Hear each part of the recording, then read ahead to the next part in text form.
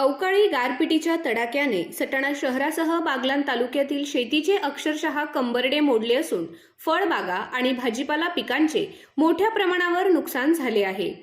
काही क्षणांपूर्वीपर्यंत कडक उन्हाने तापलेल्या वातावरणाने अचानक रौद्ररूप धारण करत गारांसह मुसळधार पाऊस कोसळल्याने शेतकऱ्यांच्या स्वप्नांचे चुराडे झाले। नुकसानीचे भीषण चित्र पाहून शेतकऱ्यांच्या डोळ्यात अश्रूही दाटेनात अशी हृदयद्रावक स्थिती निर्माण झाली आहे। सोमवारी सायंकाळच्या सुमारास आकाशात अचानक काळे ढग दाटून आले। गडगडाट, सोसाट्याचा वारा आणि त्यानंतर कोसळलेल्या गारांच्या सरींनी आरम, मोसम आणि गिरणा खोऱ्यातील शेतीला अक्षरशः झोडपून काढले। उभे गहू पीक आडवे झाले। काढणीला आलेल्या कांद्याच्या पातींची अक्षरशः चटणी झाली, तर बीजोत्पादनासाठी लावलेले कांद्यांचे ढोले पाण्यात वाहून गेले। डाळिंबाच्या बागांतील फुलगळ मोठ्या प्रमाणावर झाली असून नव्याने लागलेल्या फळांना तडे गेले आहेत।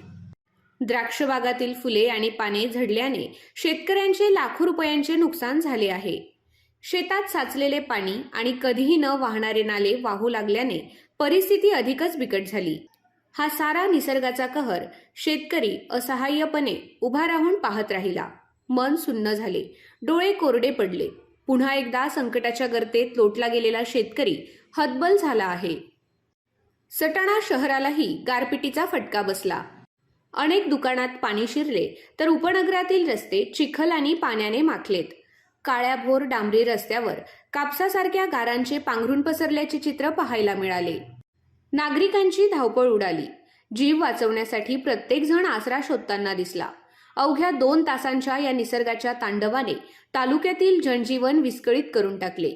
दरम्यान नुकसानीची तीव्रता लक्षात घेत मंत्री दादा भुसे यांनी मंगळवारी सकाळपासूनच नुकसानग्रस्त भागाचा दौरा केला।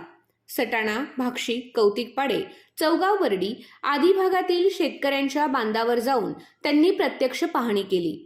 उद्ध्वस्त झालेल्या शेतीचे चित्र आणि शेतकऱ्यांच्या व्यथा ऐकून मंत्री भुसेही काही काळ स्तब्ध झाले। यावेळी संतप्त शेतकऱ्यांनी पंचनामे नकोत, सरसकट भरपाई द्या अशी ठाम मागणी केली। केवळ आर्थिक मदत न देता पिकांचे संरक्षण कसे करता येईल यासाठी आवश्यक औषधांचा साठा कृषी विभागामार्फत उपलब्ध करून द्यावा। फळबागांसाठी संरक्षणात्मक आच्छादनांवरील अनुदान वाढवावे आणि ते वेळेवर द्यावे अशा मागण्यांचा पाढा शेतकऱ्यांनी वाचला।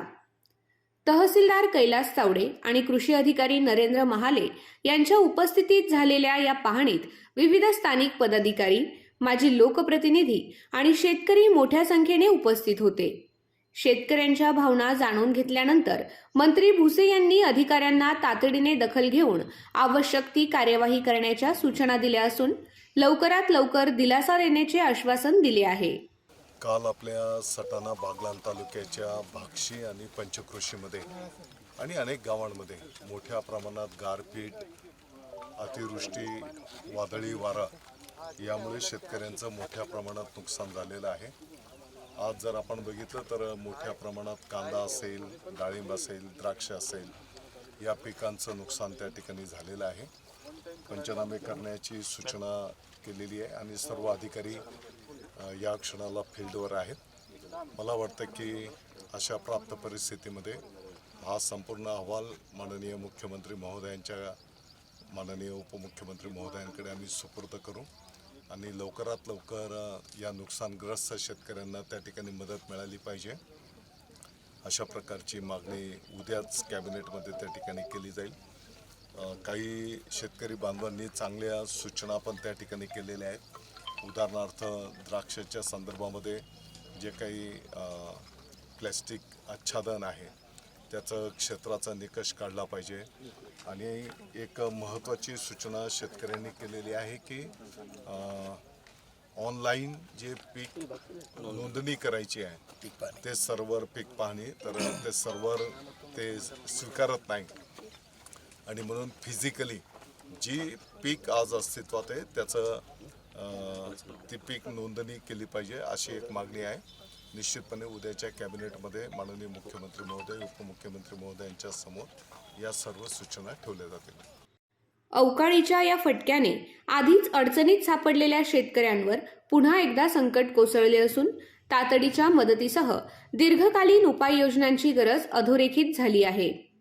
यावेळी माजी जिल्हा परिषद सदस्य पपुतात्या बच्छाव, नगरसेवक राहुल पाटील, जयश्री गरुड, भूषण सोनवणे, माजी कृषी उत्पन्न बाजार समितीचे संचालक जयप्रकाश सोनवणे, तालुकाध्यक्ष सुभाष नंदन, शहर प्रमुख सुनील पाटील, माजी नगराध्यक्ष पांडुरंग सोनवणे, माजी नगरसेवक रामुतात्या सोनवणे, सरपंच चेतन वणीस, आबा रौंदळ, जगन रौंदळ आदींसह शेतकरी व अधिकारी उपस्थित होते.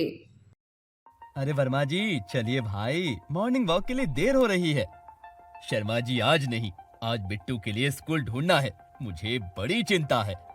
बस इतनी सी बात।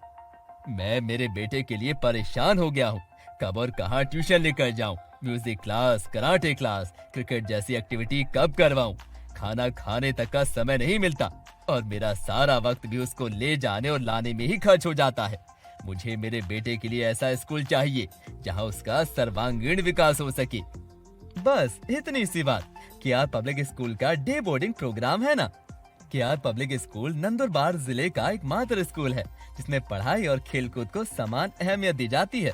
ये जिले का पहला स्कूल है जहाँ कक्षा नर्सरी से कक्षा 12 साइंस और कॉमर्स तक की शिक्षा दी जाती है, जो सीबीएसई एफिलिएटेड तो है ही, साथ ही में एकमात्र डे बोर्डिंग और रेजिडेंशियल स्कूल है। शर्मा जी, लेकिन खेलकूद का क्या?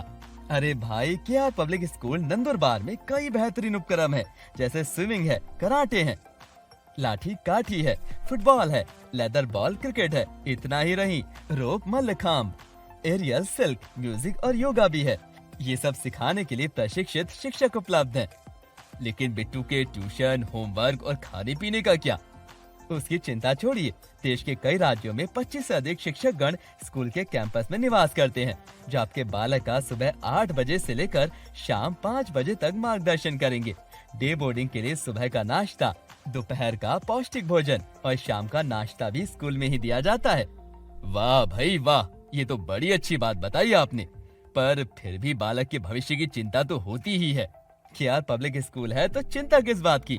यहाँ पर बच्चों के भविष्य को ध्यान में रखते हुए coding, advance computing, artificial intelligence, robotics और फाइनेंशियल लिटरेसी जैसे नए विषय भी सिखाए जाते हैं।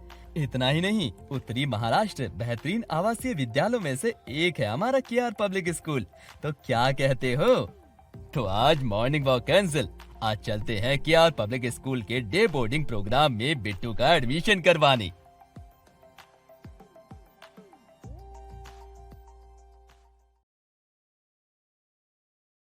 आपल्या आय न्यूज चॅनलला सबस्क्राईब करण्यासाठी बेल आयकॉनला क्लिक करा आणि बातम्या वाचण्यासाठी प्ले स्टोअरवरून आय न्यूज ॲप डाउनलोड करा.